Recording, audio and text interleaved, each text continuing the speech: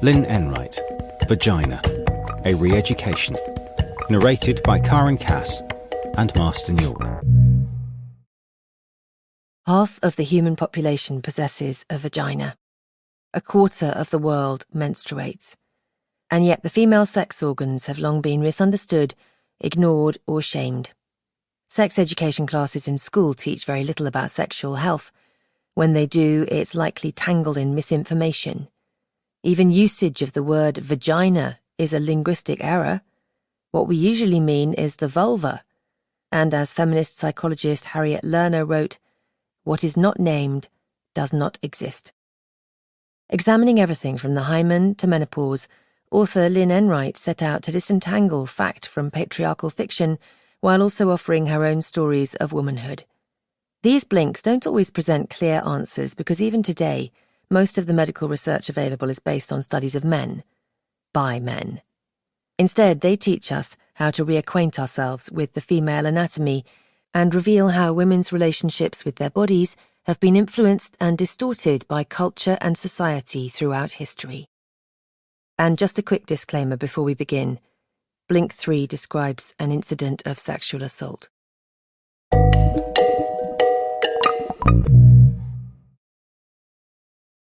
Blink 1 of 9.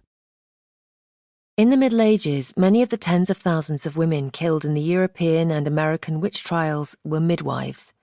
They were killed for providing contraception, abortion care, and sexual health information to women. And with a male-dominated medical profession, female healers were seen as a threat to patriarchal systems. Knowing about women's health and sexuality has always been transgressive.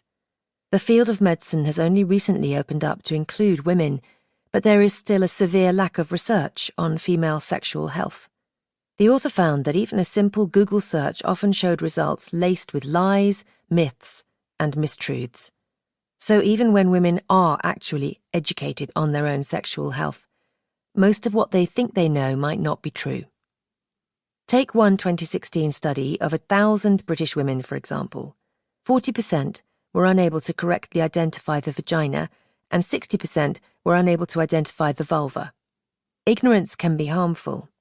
If a woman doesn't know what a normal vulva looks like because she doesn't know what the vulva is, how can she be aware of any potentially dangerous changes? The key message here is sex education curriculums around the world are flawed, which can lead to dire consequences. At the moment, countries that have sex education programs in schools tend to focus on contraception. This centres around the male orgasm, teaching only how to deal with its fallout. Lucy Emerson, the director of the UK's Sex Education Forum, calls this the period, pills and pregnancy approach. According to Emerson, the state of sex education in English schools is dismal. She estimates that only around 1 in 15 schools teach the subject in a sex-positive way, discussing both female and male pleasure with accurate lessons on anatomy. But this is usually thanks to the initiatives of one particularly dedicated teacher or health worker, not a countrywide policy. And in the US, the state of sex education is far worse. Only 13 of the 50 states even require sex education to be medically accurate. Sex education should be thorough and complex, opening up discussion about consent, gender roles, LGBTQ+ sex and relationships, fertility, and women's pleasure. So does a model of such a curriculum exist? It does. In the Netherlands, sex education is sex positive. Children begin learning about relationships, their anatomy, and how to keep their bodies safe at age 4. Later, students also learn about pleasure and equality, as well as reproductive health. Because of this approach, teenagers are reportedly having sex later. The country's pregnancy rate is 8 times lower than in the US and 5 times lower than in the UK. What's more, a study that looked at the early sexual experiences of 400 American and Dutch women from similar backgrounds showed that American women are more likely to feel pressured into having sex for the first time, while Dutch women are more likely to first be in a respectful and loving relationship. Blink 2 of 9. So what exactly is the vulva? Usually mislabeled as the vagina, the vulva comprises the clitoris, the mons pubis, the inner and outer labia, and the vaginal and urethral openings. Many women are unaware of this difference, or they'll say vagina since it's more common. Even the author used to say vagina instead of vulva because she felt the latter was just a little too pedantic. But she reconsidered her own erasure of the word. She decided that using vagina in place of vulva reduced all of a woman's sexuality to a whole. Feminist psychologist Harriet Lerner referred to this as a psychic genital mutilation. The key message here is, we must learn about our sex organs to combat widespread misinformation about women's health and sexuality. For many of us, a re-education is necessary. Let's begin with the outer sex organs. Within the vulva, the mons pubis is the mass of fatty tissue covering the pubic bone. Hair grows on the mons pubis, outer labia, and anus. The inner labia are hairless, covered in a mucous membrane and often asymmetrical. Many women are self-conscious about the length of their labia, but a 2018 Swiss study of women aged 15 to 84 showed that the length of inner labia ranged greatly, from 2 to 10 centimetres. The clitoris, which will be explored in detail later, is the only organ in the human body whose sole function is to provide sexual pleasure and arousal. The vagina is not actually a hole. It's a muscular tube with two walls that press against each other and can expand immensely. It is enclosed and self-cleaning. The Bartholin's glands are on one side of the vaginal opening. During arousal, they may release fluid into the vagina. The Skene's glands are located at the opening of the urethra. Some women produce fluid here and therefore ejaculate or squirt when they orgasm.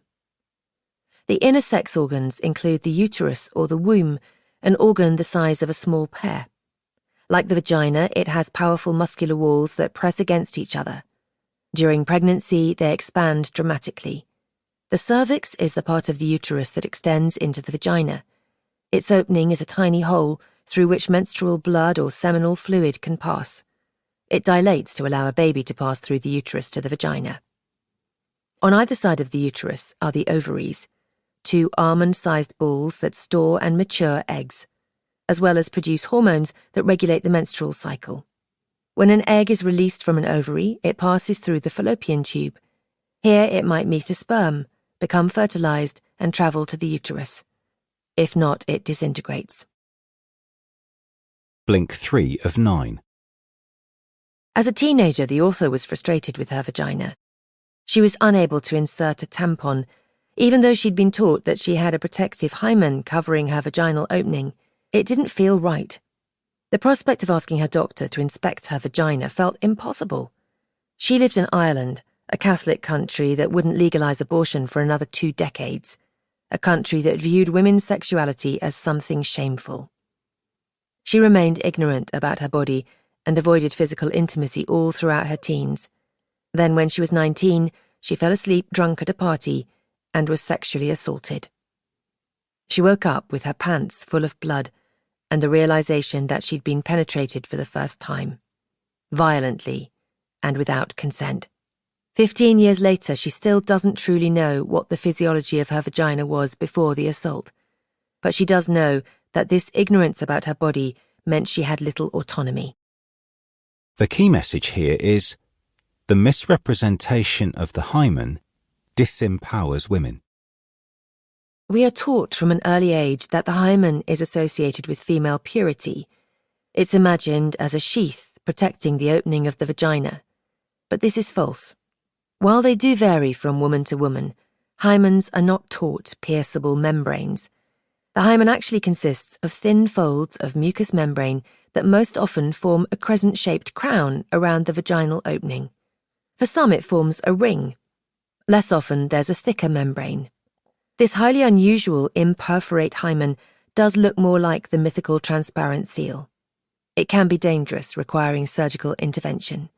And some women don't have hymens at all. The author believes that because the hymen has no biological function, it's been made into a symbol of virginity around the world, part of an agenda to control female sexuality. Some cultures, for example, place extra emphasis on a woman's virginity as a commodity to be passed from family to family. If a woman doesn't bleed on her wedding night, she's shunned, shamed, and in some cases killed for her perceived impurity. Her family may also be ostracized. For this reason, fake hymens containing dye or animal blood are sold online. They're meant to burst during sex. Many clinics in the Middle East and around the world, including the UK, also perform operations that can make it seem like a woman's hymen has been broken during intercourse and cause her to bleed. In the next blink, we will explore another part of the female anatomy that has been subject to inaccuracies rooted in misogyny: the clitoris. Blink 4 of 9. The clitoris is often omitted in sex education classrooms and has been brushed off by scientists as a frivolous subject of research. As a result, many women don't know about the sex organ that provides them sexual pleasure. In addition, the clitoris has been subjected to violence around the world. Millions of women had long been aware of their clitoris, but it was only given its scientific name in the 17th century.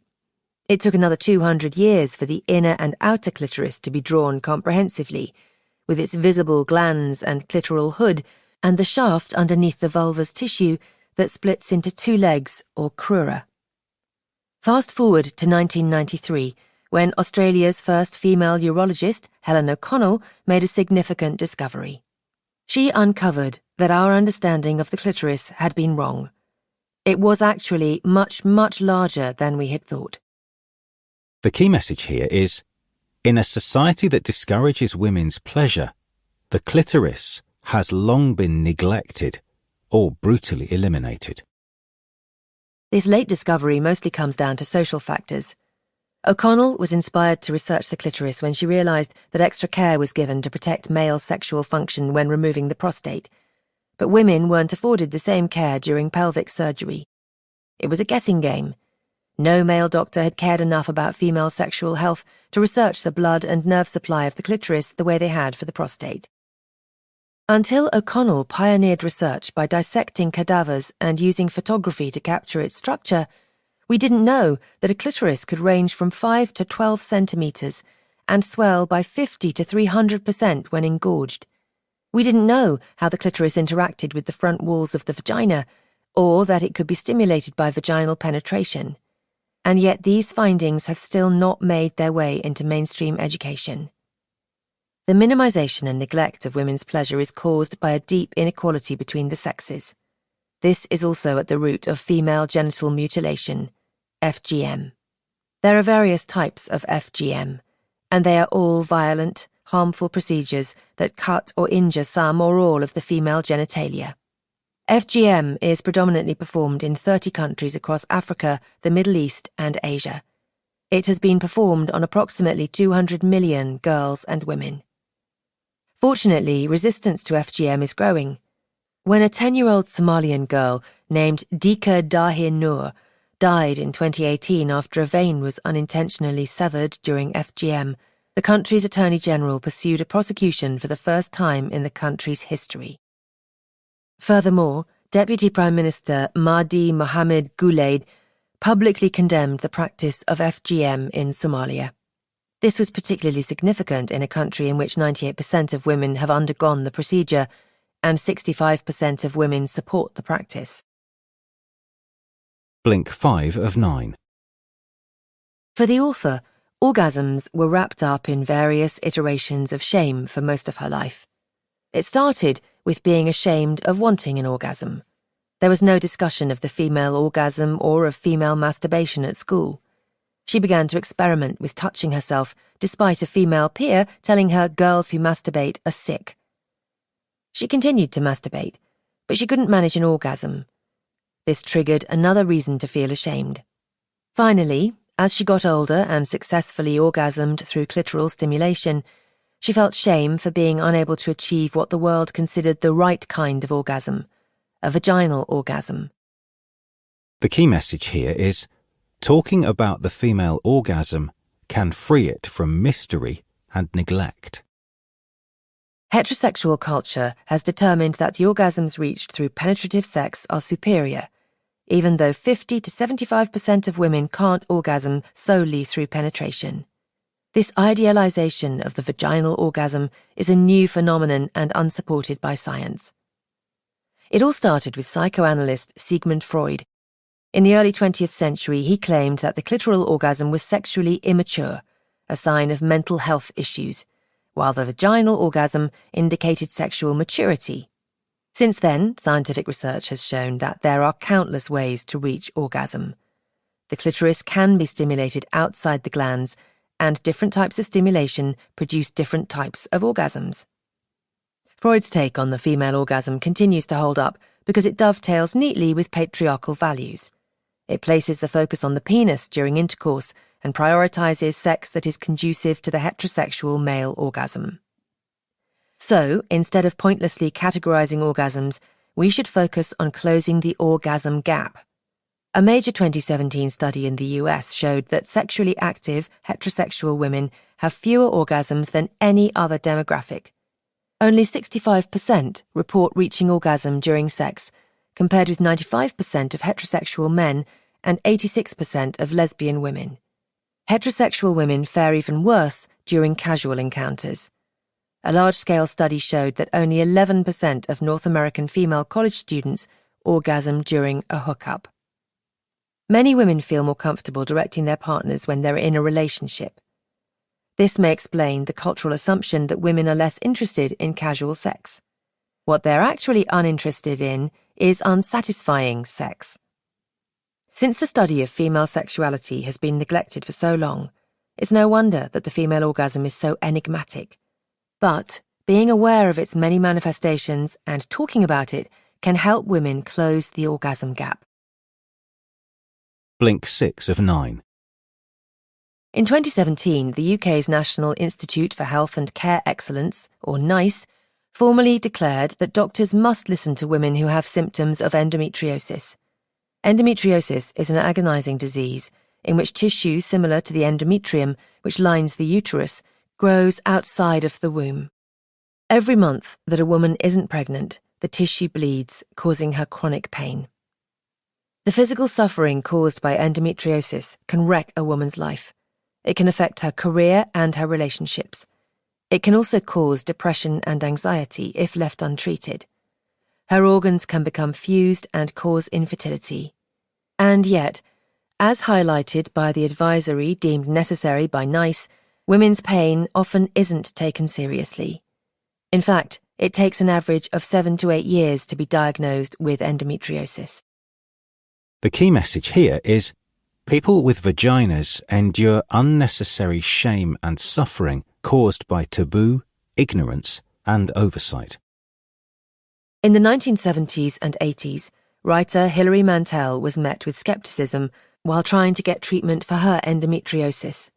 She later learned that textbooks described endometriosis patients as white, middle-class career women in their 30s who were anxious perfectionists. According to Mantel, they were viewed as well-educated nags, but were still more likely to receive correct diagnoses than less privileged women. Women are more likely to be considered hysterical than legitimately in pain. According to data from the US and Europe, women wait longer than men do for treatment in the ER and often receive prescriptions for sedatives rather than pain medication.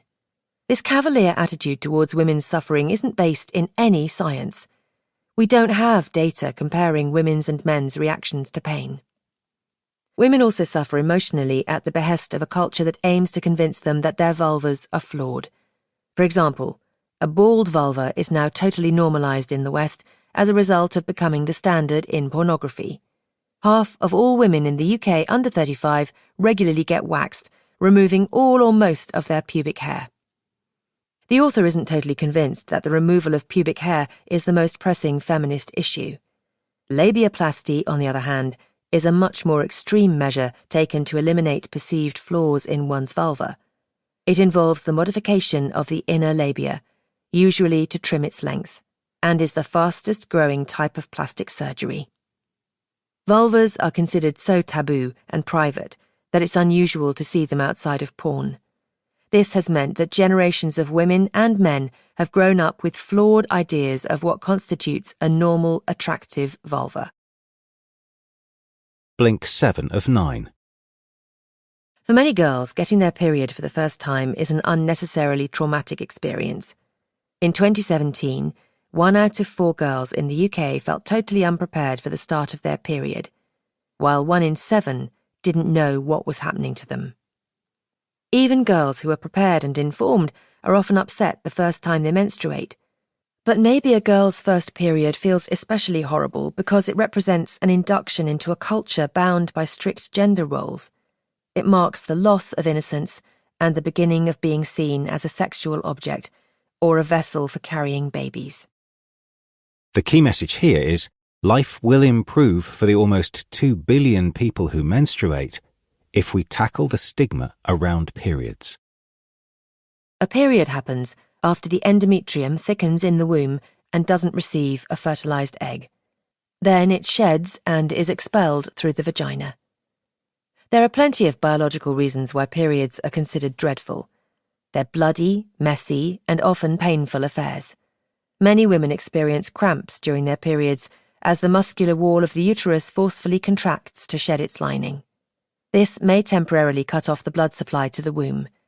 The pain is caused by tissues in the womb releasing chemicals as a result of the lack of oxygen.